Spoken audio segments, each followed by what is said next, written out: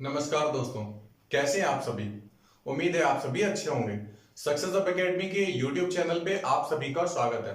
चलिए आज की क्लास को हम लोग स्टार्ट करते हैं और आज हम लोग अपना नया topic, very most important topic, time and distance start करने जा रहे हैं। ठीक है, तो जब हम लोग टाइम एंड डिस्टेंस को यहाँ पूरे कंप्लीट वे से पढ़ रहे होंगे तो इसमें ये चीज समझ के रखिएगा, जो भी चीजें हम पढ़ेंगे वो टाइप्स ऑफ क्वेश्चंस होंगे। ठीक है, सारे जितने भी आपसे एग्जाम में टाइप्स ऑफ क्वेश्चंस पूछ के रखे हुए वो सभी आपको हम करा देंगे। ठीक है, लेकिन हाँ एक चीज है, कभी भी आप टाइप्स ऑफ क्वेश्चंस तो कंप्लीट कर लेंगे लेकिन वो कंप्लीट तभी होगा जब आप उसकी प्रैक्टिस करेंगे। ओके, तो आपको करना क्या है, आप यहाँ पे टाइप्स ऑफ क्वेश्चंस तो करेंगे ही, इसके साथ में आपके पास जो भी मैथ की बुक हो, जो भी हो, या फिर मैथ की जो भी आपकी कोचिंग वगैरह में सीट जो प्रोवाइड की गई हो, आप उनको सॉर्ट आउट करना स्टार्ट कर दें। और अगर कोई के सवाल नहीं आता है तो फिर आप मेरे व्हाट्सएप नंबर पे ये दे सकते हैं। मेरा व्हाट्सएप नंबर आपको वीडियो के बीच में कहीं ना कहीं मिल जाएगा।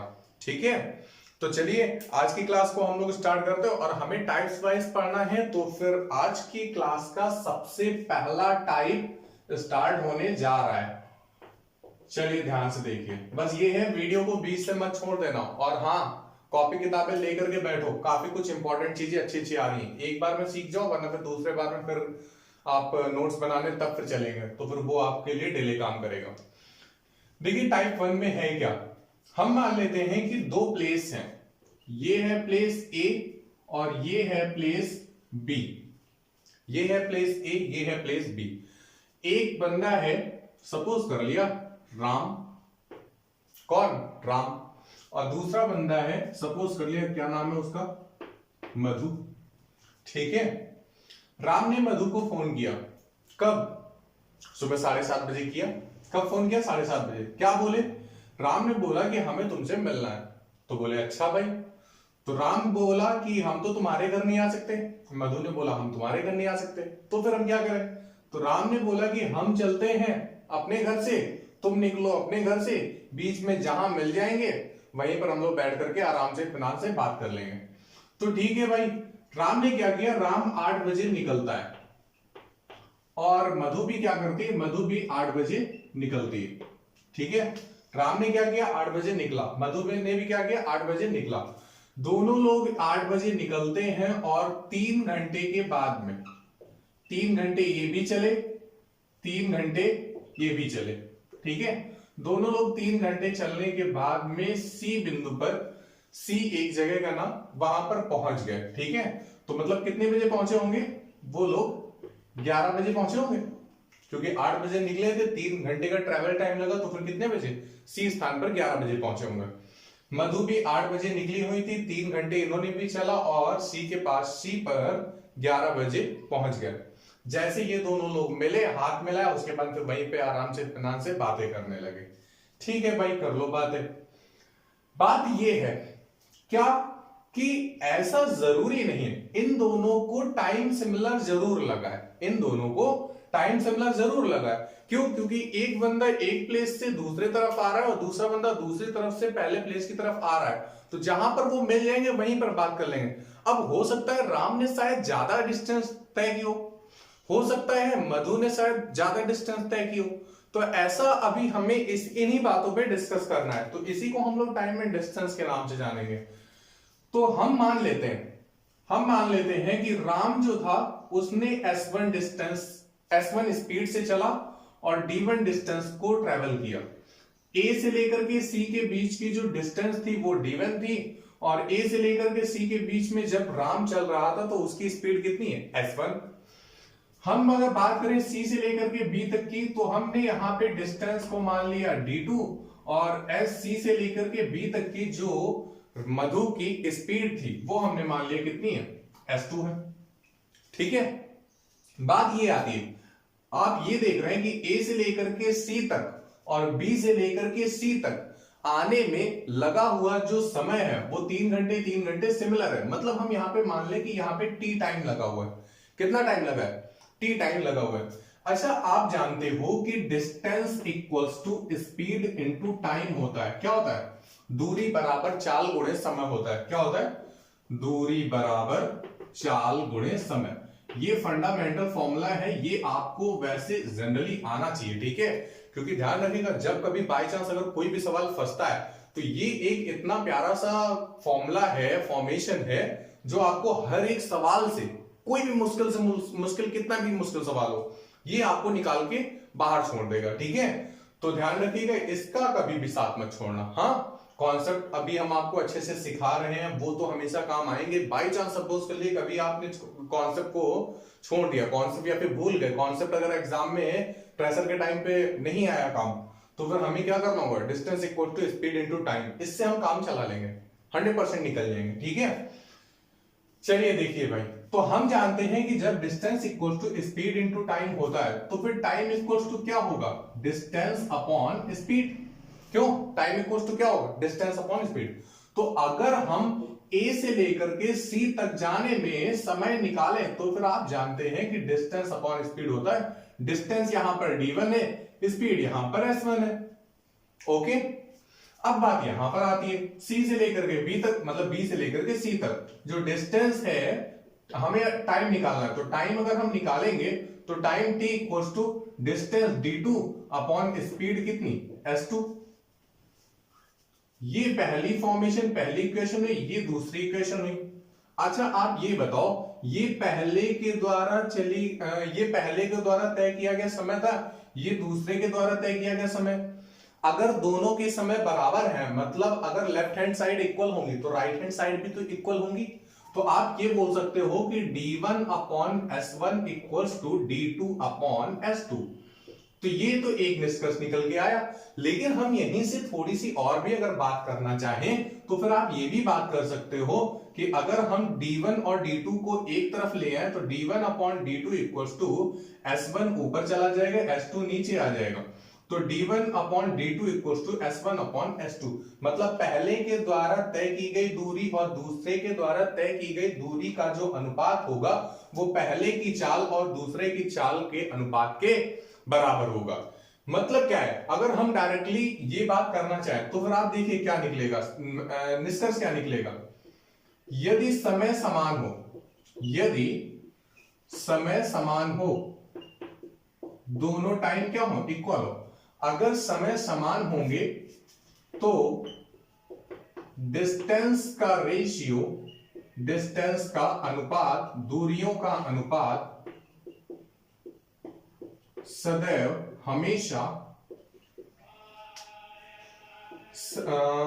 स्पीड के रेशियो, डिस्टेंस का रेशियो हमेशा स्पीड के रेशियो या फिर अनुपात के समान होगा। तो उम्मीद है आपको इतनी चीज समझ में आ गई होगी। पहला जो कॉन्सेप्ट है वो यही है, क्या चीज, कि अगर समय समान हुआ तो जो डिस्टेंस का रेशियो होगा वो स्पीड के रेशियो के समान होगा। ध्यान रखिएगा, व्युत्क्रम वगैरह की बात नहीं है, हाँ, सीधे सीधे प्रोपोर्शन साइन है, d1 upon d2 equals to s1 upon s2। तो उम्मीद है आपको ये चीज समझ में आ गई होगी। तो आप लोग इसको नोट डाउन कर लीजिए और हम लोग आगे बढ़ते हैं, इसी के आगे सॉर्ट आउट करते हैं, ठीक है। आपके सामने यहीं पर इसी बेसिस पे, इसी टाइप पर कुछ क्वेश्चंस आ रहे हैं जो कि हर एक एग्जाम में पूछे गए हैं। लेकिन हाँ ध्यान रखिएगा, समय की जो सवालों की लैंग्वेज है उसमें थोड़ा सा मजाकिया लहजा भरा गया है, जिससे कि आपको टाइम एंड डिस्टेंस काफी अच्छे तरीके से समझ में आए। चलिए अब आपके सामने सवाल आएगा, ठीक है, तो हम लोग उसको सॉर्ट आउट करते हैं। हाँ, ध्यान से समझ के चलिएगा, अच्छे से पढ़िए। आपके सामने सवाल दिया जा रहा होगा। पहला सवाल कुछ इस तरीके से है, देखिए पहला सवाल बोला गया, एक पुलिस वाले ने एक चोर को 300 मीटर की दूरी पर देखा और उसका पीछा करना शुरू किया।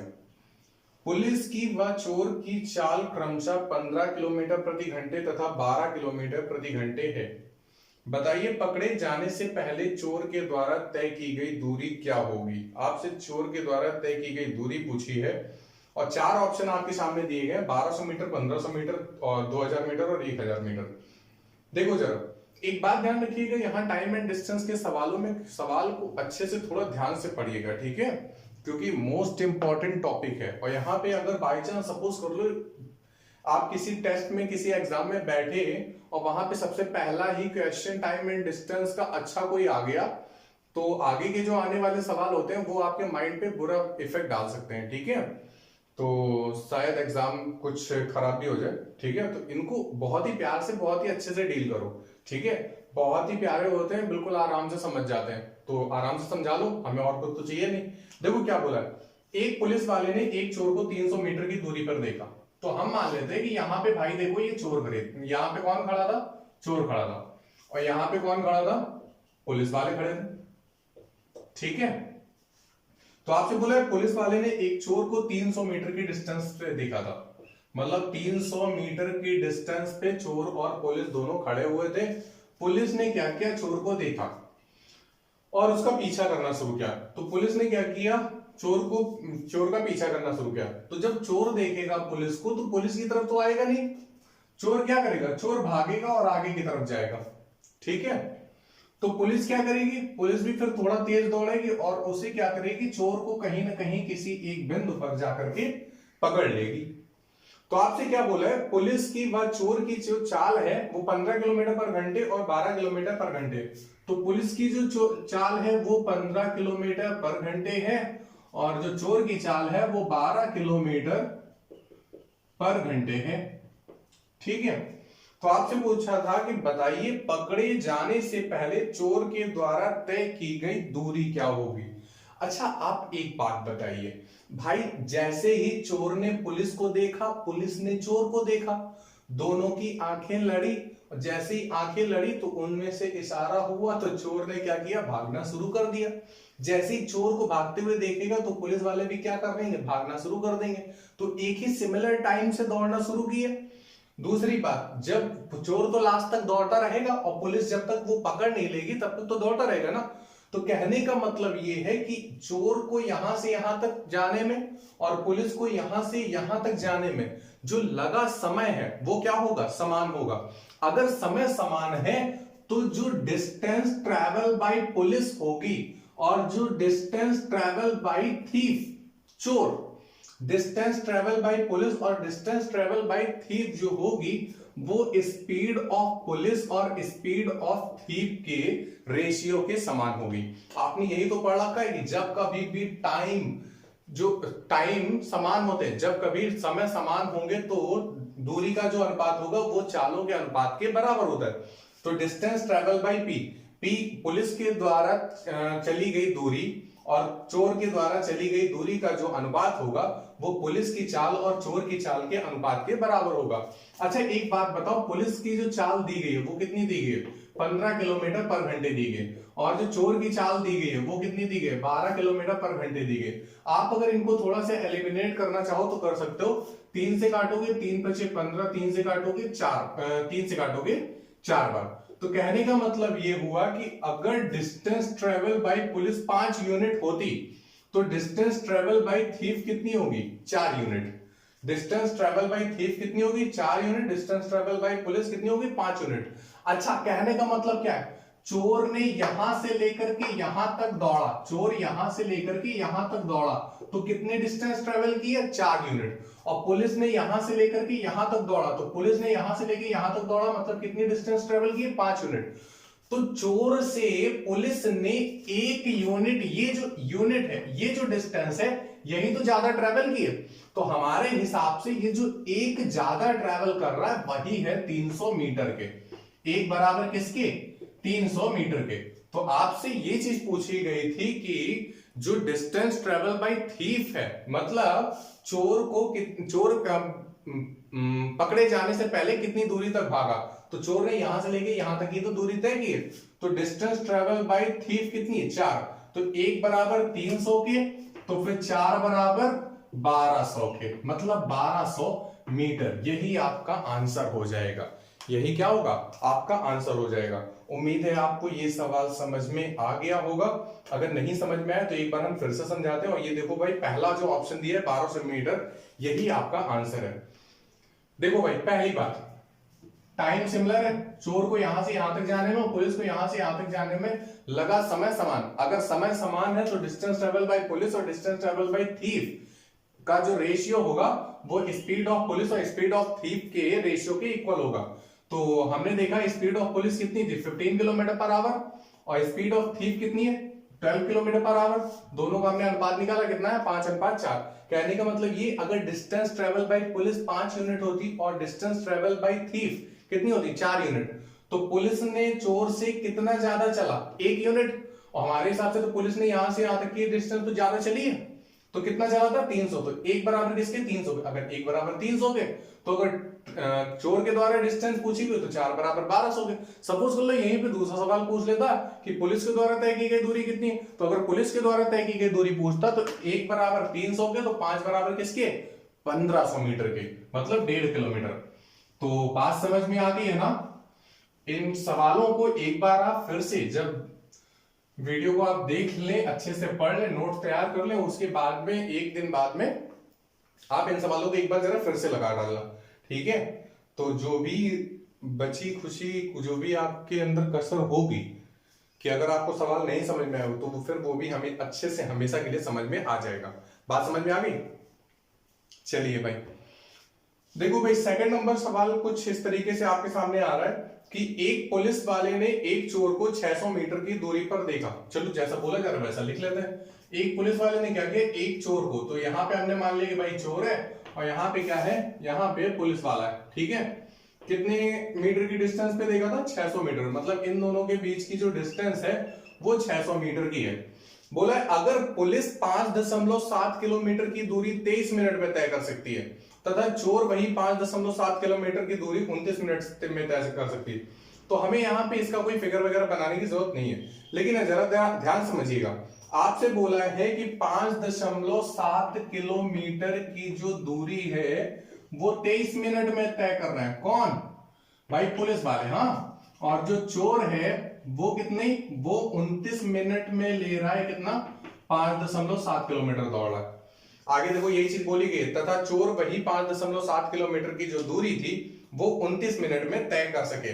तो बताइए पकड़े जाने से पहले चोर के द्वारा तय की गई दूरी क्या थी। 4 ऑप्शन दिए गए, 2900 मीटर, 2000 मीटर, 2300 मीटर, 3000 मीटर, कुछ इसी तरीके से ऑप्शन दिए गए। तो आपसे ये पूछा कि चोर के द्वारा तय की गई दूरी, तो पिछले वाले क्वेश्चन में चोर के द्वारा तय की गई दूरी पूछी थी और इस वाले क्वेश्चन में भी चोर के द्वारा तय की गई दूरी पूछी गई है। ध्यान रखिएगा, अक्सर जो एग्जाम में क्वेश्चन आता है वो चोर के द्वारा ही तय की गई दूरी पूछता है। क्यों, सवाल ये है कि भाई जब इंक्वायरी बैठती है तो पुलिस वालों से नहीं पूछा जाता है, ठीक है, कि कौन कितना दौड़ा था कौन कितना नहीं दौड़ा है। ये पूछते कि चोर कहां से भागा था और चोर कहां पकड़ा गया, ठीक है, उसी हिसाब से आंकड़ा लग जाता है। अब अच्छा यहां पे जरा एक बात समझिए, अगर हम ये देखें कि समय समान है, अगर समय समान है तो जो डिस्टेंस ट्रेवल बाय पुलिस होगी और जो डिस्टेंस ट्रेवल बाय थीफ होगी वो स्पीड ऑफ पुलिस और स्पीड ऑफ थीफ के इक्वल होगी। क्यों, उनके अनुपातों के बराबर होगी। तो ध्यान समझिएगा जरा, हमें क्या लिखना है, हमें यहां पे लिखना है speed of police. Speed of police, आप जानते हो कि स्पीड जो होती है वो डिस्टेंस अपॉन टाइम होती है। क्या होती है, स्पीड इक्वल टू होती है डिस्टेंस अपॉन टाइम। तो पुलिस के द्वारा तय की गई दूरी कितनी, 5.7 किलोमीटर, कितने मिनट में, 23 मिनट में। तो समय आप नीचे रख देंगे, ठीक है। तो यही जो आ जाएगी ये क्या होगा, ये एक तरह से इनकी स्पीड होगी। तो चलो जरा देखते हैं। तो डिस्टेंस ट्रेवल बाय पुलिस और डिस्टेंस ट्रेवल बाय थीफ जो होगी वो SP अपॉन ST। तो 5.7 कितने मिनट में, 23 मिनट में। और स्पीड ऑफ थीफ तो 5.7 किलोमीटर कितने मिनट में, 29 मिनट में। कितने मिनट में, 29 मिनट में। तो 5.7 कट जाएगा, 29 चला जाएगा ऊपर और 23 आ जाएगा नीचे। तो डिस्टेंस ट्रेवल बाय पुलिस और distance travel by thief equals to 29/23। कितना, 29/23 हो रहा होगा, ठीक है। अब जरा ध्यान समझिए, पुलिस के द्वारा तय की गई जो दूरी है वो 29 यूनिट है और चोर के द्वारा जो तय की गई दूरी है वो कितनी है, 23 यूनिट है। तो अगर हम देखना चाहें कि जो पुलिस वालों ने एक्स्ट्रा कितनी डिस्टेंस ट्रेवल की है, तो एक्स्ट्रा यहां पे इन्होंने डिस्टेंस ट्रेवल की 6 यूनिट। लेकिन सवाल में कितना बोल रहा है, 600 मीटर। कितना बोल रहा है, 600 मीटर। तो 6 बराबर 600 मीटर के, तो 1 बराबर किसके, 1 बराबर 100 मीटर के। तो आपसे सवाल में क्या पूछा था कि चोर के द्वारा तय की गई दूरी, तो चोर के द्वारा तय की गई दूरी कितनी, 23। 1 बराबर 100 के, तो 23 बराबर 2300 मीटर के। कितने के? 1 बराबर 100 के, तो 23 बराबर 2300 मीटर के। तो उम्मीद है आपको ये भी सवाल समझ में आ गया होगा। बिल्कुल इसी तरीके का था कि भाई एक पुलिस वाले ने एक चोर को 600 मीटर की दूरी पर देखा, उसको पकड़ने की कोशिश की थी, तो चोर ने क्या किया? भागना शुरू किया। जैसे ही चोर ने भागना शुरू किया तो पुलिस ने भी क्या किया? भागना शुरू किया। ठीक है, तो आपसे लास्ट वाले सवाल में आपसे उनकी स्पीड एक्चुअल में दे रखी थी 15 और 12 थी, लेकिन यहां पे क्या किया? यहां पे स्पीड जो आपको बताई है वो थोड़ा एडवांस तरीके से बताई। क्या कि भाई जो पुलिस वाला था वो 5.7 किलोमीटर की दूरी 23 मिनट में, तो आपको यहां से क्या करना था? यहां से पहले स्पीड निकालना था, और स्पीड निकालना नहीं है, स्पीड तो यही दे रखी है किलोमीटर पर मिनट के हिसाब से, तो आपको उसी को उसी हिसाब से रख देना था। 57/23, 57/23, 5.7/23 और 5.7/29। जैसे ही आप काटेंगे, एलिमिनेट करेंगे, तो 29 ऊपर चला गया, 23 नीचे आ जाएगा। ये दूरियों का अनुपात आ जाएगा। ये क्या होगा? दूरियों का अनुपात। तो 29 और 23 बीच का अंतर कितने का? 6 का। और यहाँ पे बीच का जो अंतर था वो कितने का था? 600 का। 6 बराबर 600 के, 1 बराबर 100 के, और 23 बराबर 2300 के। तो आपसे देखो जो बी ऑप्शन दिया गया है वो आपका करेक्ट आंसर है। बी ऑप्शन क्या होगा? करेक्ट आंसर होगा। तो चले अगला सवाल लें और उसको सॉर्ट आउट कर दें। ध्यान समझिएगा, अगला सवाल कुछ और भी थोड़ा अच्छा सवाल है, नया सवाल है। ठीक है, अक्सर एग्जाम में इस तरीके के सवाल पूछे जाते हैं, तो आपको काफी पसंद आएगा।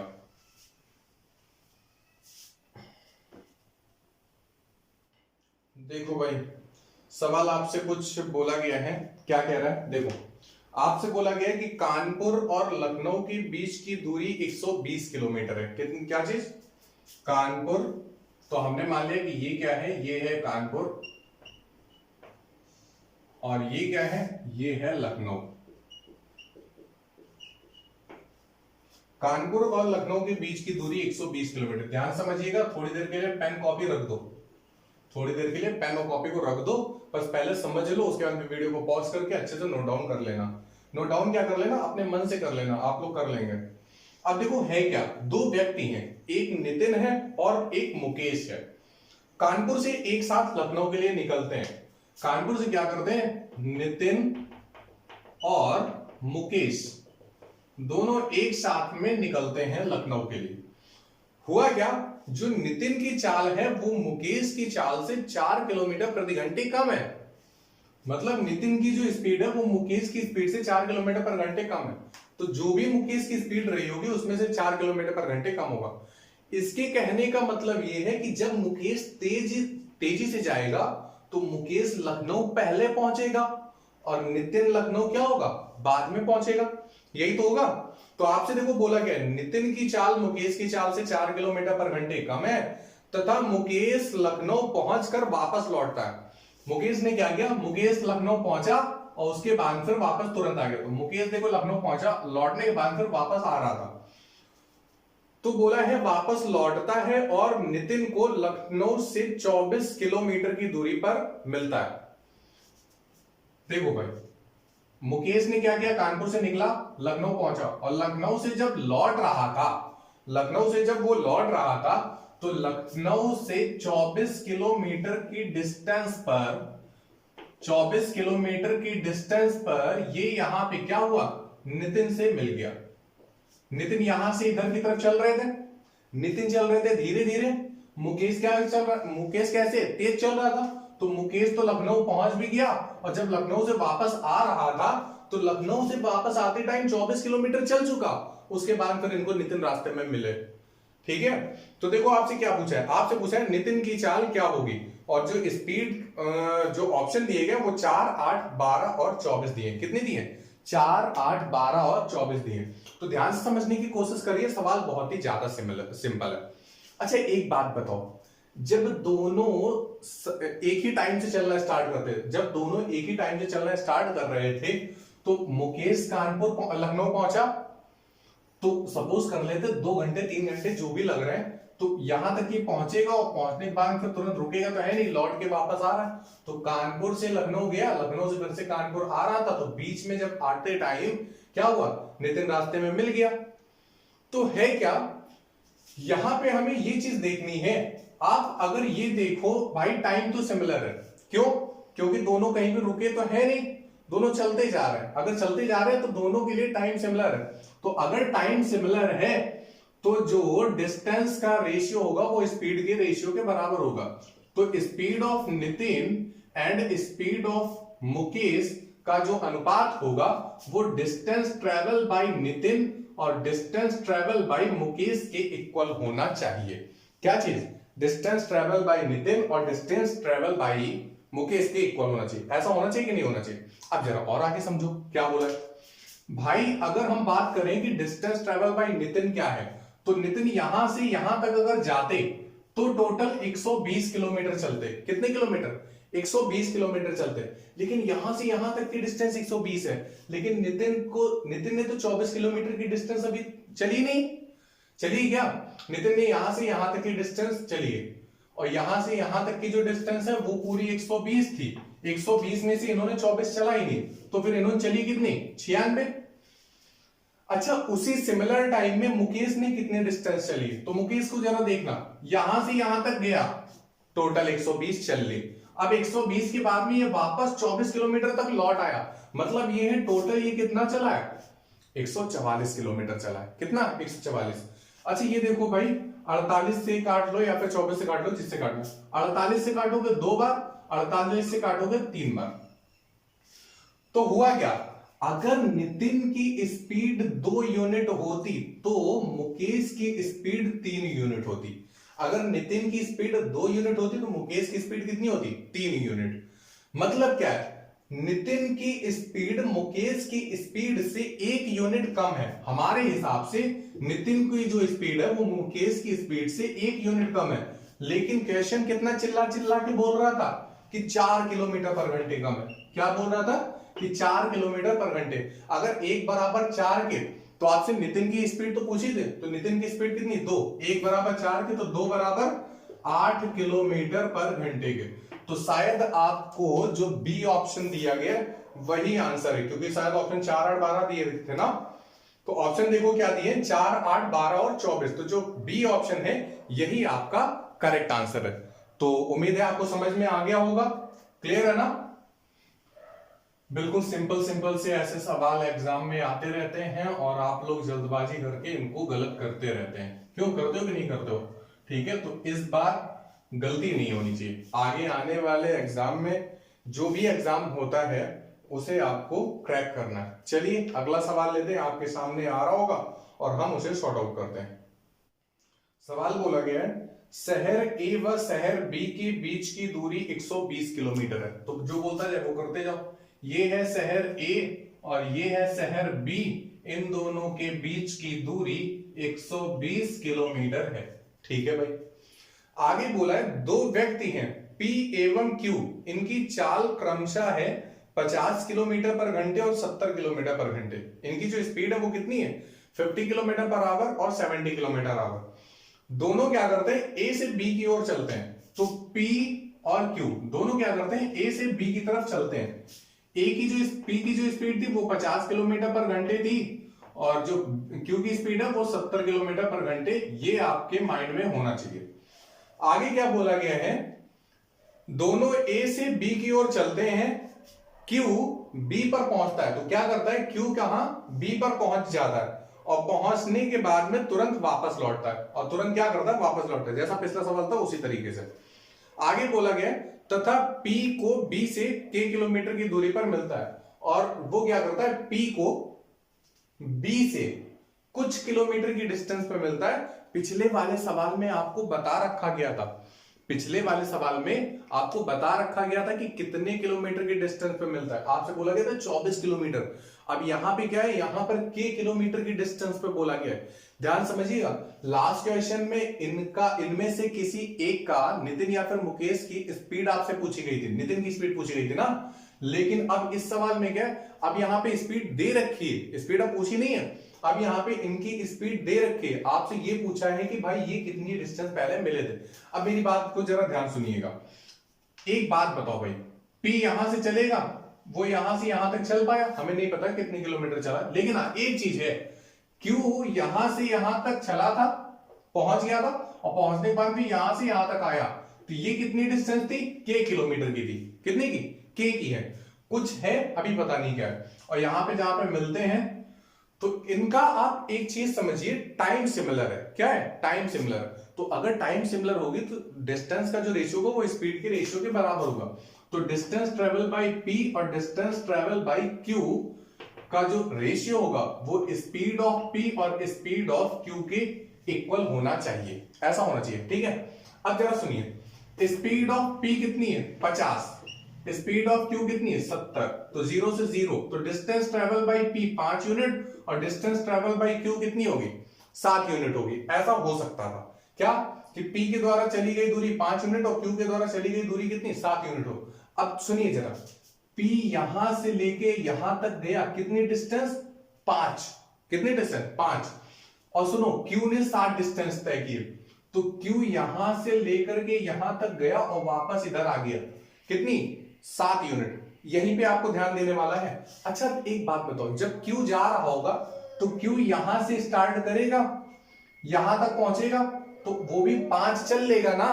यहां से यहां तक गया होगा तो 5 चल लिया होगा, लेकिन अभी उसको 2 चलना था। अभी उसको कितना? 2 चलना है। अब वो 2 कैसे चलेगा? 2 ऐसे चलेगा कि वो यहां से लेके यहां तक जाएगा और वापस फिर से यहीं तक आएगा। क्यों?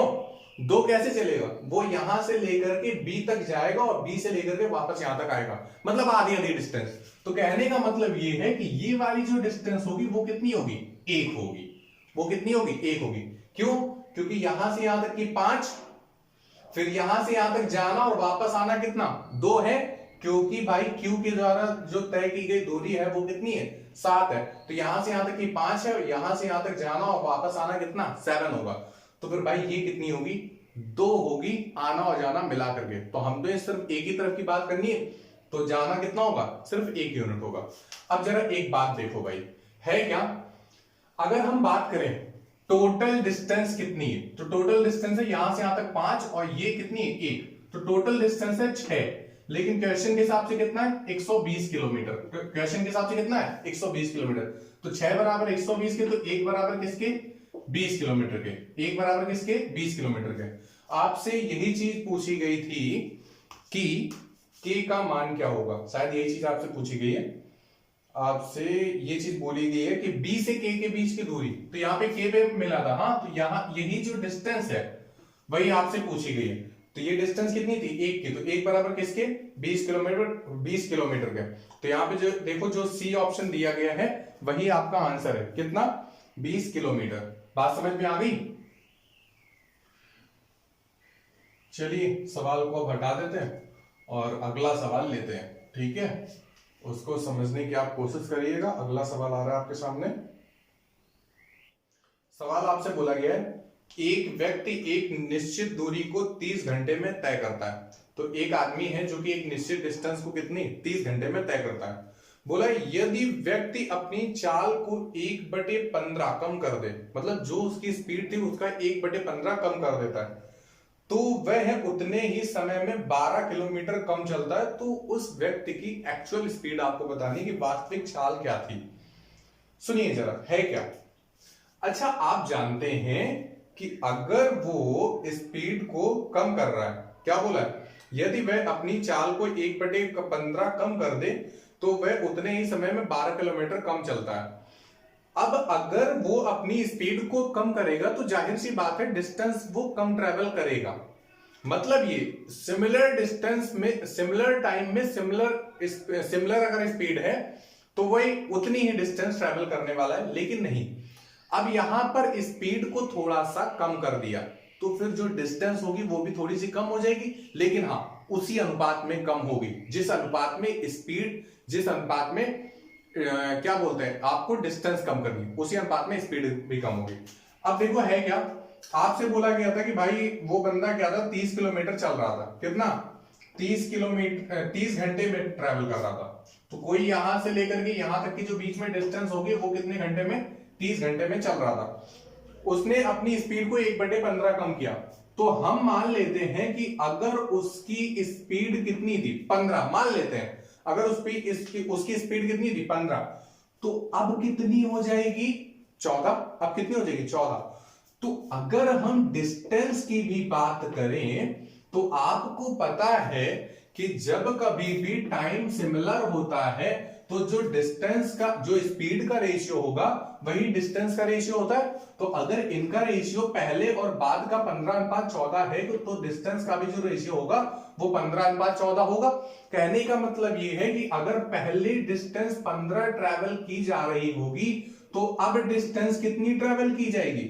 14। क्यों? अगर पहले डिस्टेंस 15 चली जा रही थी तो अब कितनी चली जाएगी? 14 चली जाएगी। तो एक हमें बात बताओ, कितना कम चली जा रही है? एक चली जा रही है ना कम। कितना कम चली जा रही है? एक। लेकिन सवाल कितना चल रहा है? 12 किलोमीटर चल रहा है। सवाल कितना? 12 किलोमीटर चल रहा है। तो आपसे पूछा गया था उस व्यक्ति की चाल ज्ञात करें। एक बात ध्यान से समझ लो, चाल आप तब तक नहीं निकाल सकते हो जब तक हमें ये डिस्टेंस ना पता हो। तो आप एक काम करो, सबसे पहले भाई डिस्टेंस निकाल लो। तो 1 बराबर 12 के, तो 15 बराबर 15 गुणे 12 मतलब क्या? 180। किसके बराबर? 180 किलोमीटर। तो कहने का मतलब क्या हो गया कि यहां से लेके जो यहां तक की जो डिस्टेंस है वो कितनी है? 180 किलोमीटर है। कितनी है? 180 किलोमीटर। अच्छा आप एक बात बताओ, अगर हम स्पीड बताने जा रहे हैं तो स्पीड इक्वल्स टू होता है क्या? Distance upon time. Distance upon time होता है ना। तो डिस्टेंस देखो 180 किलोमीटर हमने निकाल के रखी हुई है और जो टाइम पहले से लग रहा था वो कितना लग रहा था? 30 घंटे का। कितना? 30 घंटे का। तो 1 0 से 1 0 कट जाएगा, 3 से काटोगे 3 18, तो 6 किलोमीटर पर घंटे की स्पीड आ जाएगी। कितनी आ जाएगी? 6 किलोमीटर पर आवर की स्पीड आ जाएगी। तो यही शायद आपको ऑप्शन में भी दिया होना चाहिए। तो देखो जो बी ऑप्शन दिया गया 6 किलोमीटर पर घंटे, वही आपका आंसर हो जाएगा। तो उम्मीद है आपको समझ में आ गया होगा। अगर नहीं आया तो एक बार हम फिर से समझाने की कोशिश करते हैं, जरा समझिए।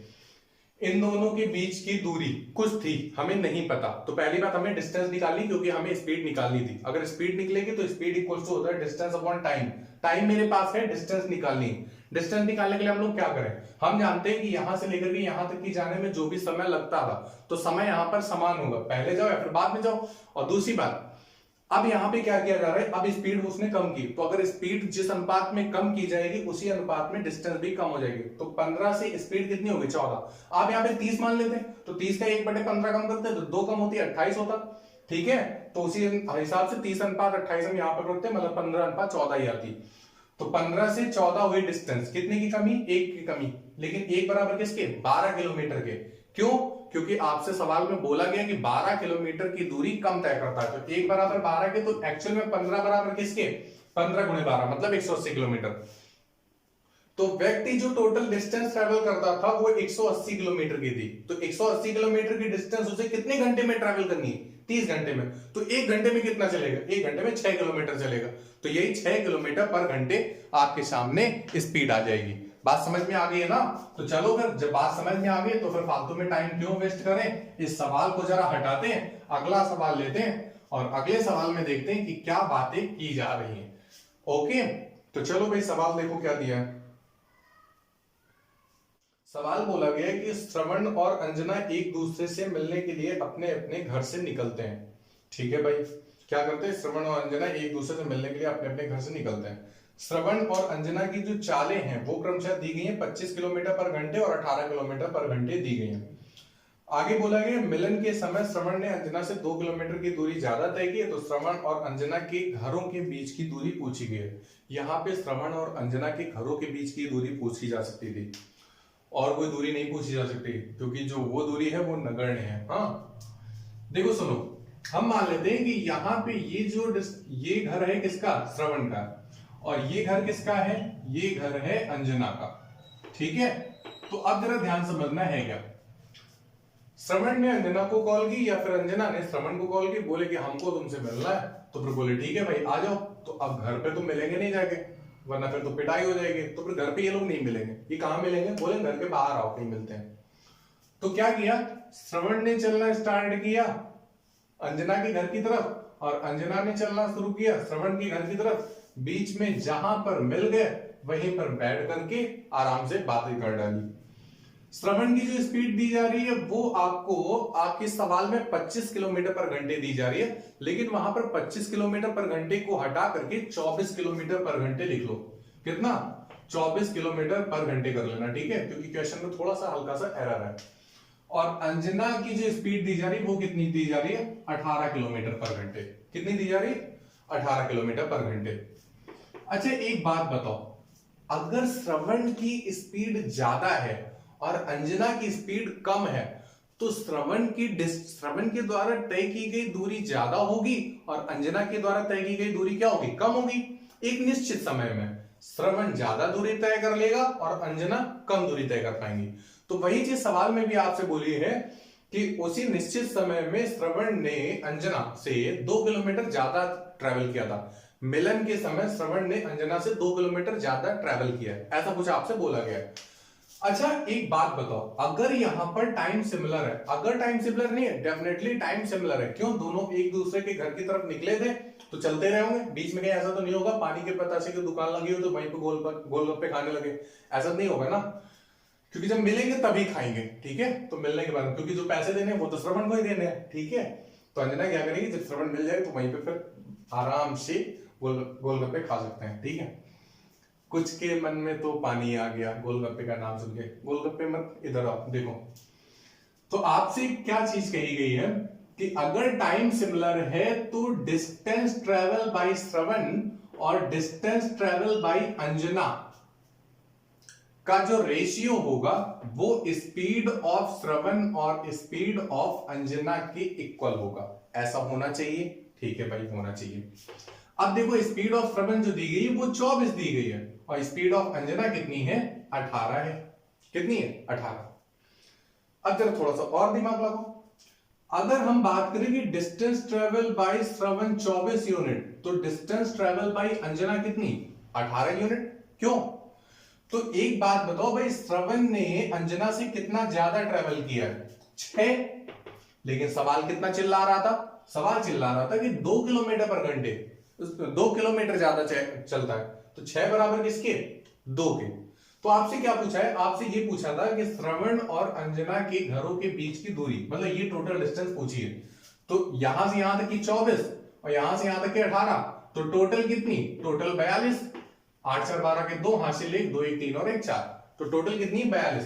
तो 6 बराबर 2 के, तो हमें 42 बराबर बताना है। तो यहां पे हमें किसका गुणा कराना होगा, 7 का। तो आप 2 में भी किसका गुणा करा लो, 7 का। तो 7 दूनी 14। तो देखो भाई 14 कहां ऑप्शन में दिया गया है, आप लोग को दिख रहा है ना। तो जहां पे 14 दिया हो वही आप आंसर को हिट कर दो। देखो भाई 14 ऑप्शन में नहीं दिया गया, ठीक है, क्योंकि वहां पे जो 25 किलोमीटर पर घंटे था वो क्वेश्चन थोड़ा सा एरर की वजह से गलती से जल्दी बन गया है, ठीक है। तो यहाँ पे एक काम करना, इसमें ऑप्शन में 15 की जगह पे 14 कर लो। कितना कर लो, 15 की जगह पे 14। तो ये जो 14 किलोमीटर होगी वही क्या हो जाएगी, वही डिस्टेंस आ जाएगी किसकी, श्रवण और अंजना के घरों के बीच की दूरी। बात समझ में आ गई। तो चलिए, उम्मीद है आपने आज जो टाइप 1 पढ़ा है टाइम एंड डिस्टेंस का वो आपको काफी पसंद आया होगा। नेक्स्ट क्लास में हम आपको मिलेंगे बहुत ही जल्द क्या, नेक्स्ट क्लास में हम आपको कल ही मिलने वाले हैं, ठीक है। तो आज की क्लास के लिए अभी इतना ही है और चीजों को अच्छे से समझते रहिए, पढ़ते रहिए और अगली क्लास में मिलेंगे तो कुछ नए तरीकों से मिलेंगे। आपने टाइम एंड डिस्टेंस जहां भी पढ़ा होगा तो आप यहाँ पे YouTube के पूरे सेशन में, ठीक है, सबसे सर्वश्रेष्ठ क्लास आपको मिलेगी, ओके। क्योंकि जो टाइम एंड डिस्टेंस है उससे काफी बच्चे परेशान रहते हैं, तो मेरा उद्देश्य यही है कि आप इन चीजों से परेशान ना हो, ठीक है, और आपको जितना सिंपल वे से हम आपको समझा सके वो चीज समझा दें। एक बात का मेरा दावा है, अगर आपने मेरे सारे क्लासेस टाइम एंड डिस्टेंस के देख लिए तो आपका एग्जाम में कोई भी ऐसा सवाल नहीं होगा जो कि छूट जाए। तो चलिए आज की क्लास को यहीं पर हम समाप्त करते हैं। आज की class over, thanks a lot.